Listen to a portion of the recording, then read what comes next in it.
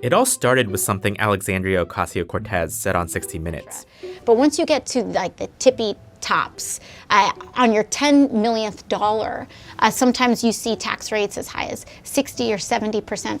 She suggested the top income tax rate for the super rich should be 70%.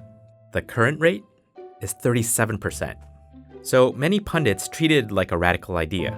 Moving her party further and further to the left with calls for a 70% tax rate. Doesn't this take away and sap the incentive to join that billionaire class, to strive for that? But that 70% number wasn't pulled out of thin air. There's actually an economic theory behind it.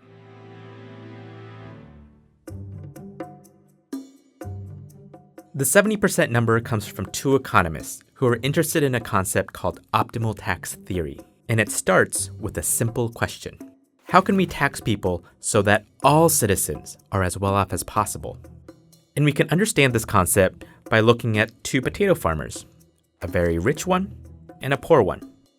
The government comes to collect taxes, one potato from each farmer. That doesn't really hurt the rich farmer. If he loses that potato, his life doesn't get much worse. In other words, that one potato is worth almost nothing to him. But for the poor farmer, one potato is worth a lot more. His family might eat less that day. This isn't a scenario where everyone is as well off as possible. So the government decides to shift the tax burden. It will increase taxes on rich farmers to pay for programs that benefit the poor. Because as long as the rich farmer has more, one potato is still worth less to him than it is to the poor farmer. So, the rich farmer's taxes go up.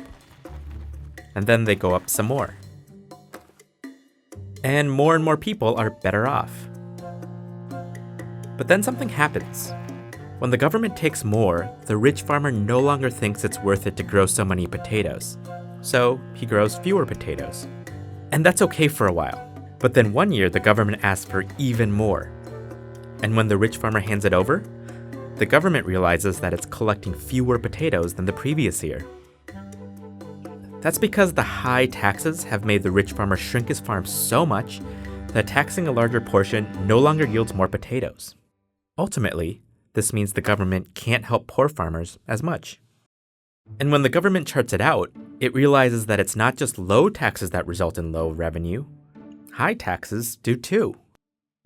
So it uses a time machine to rewind to when tax rates were in a sweet spot, where government could make sure people were as well off as possible without discouraging work so much that it's counterproductive. And what is that sweet spot? Economists disagree on where exactly it is, but in a 2012 paper, the two economists found that the optimal rate, counting all taxes including state and local, is around 73%. Now, there's disagreement on where this threshold might be. It might be lower, and the economists concede this. But what almost everyone agrees on is that the way we tax the very rich right now doesn't actually optimize welfare. It takes money away from people who would get a lot more value out of it, while letting the rich keep money that doesn't actually improve their lives very much.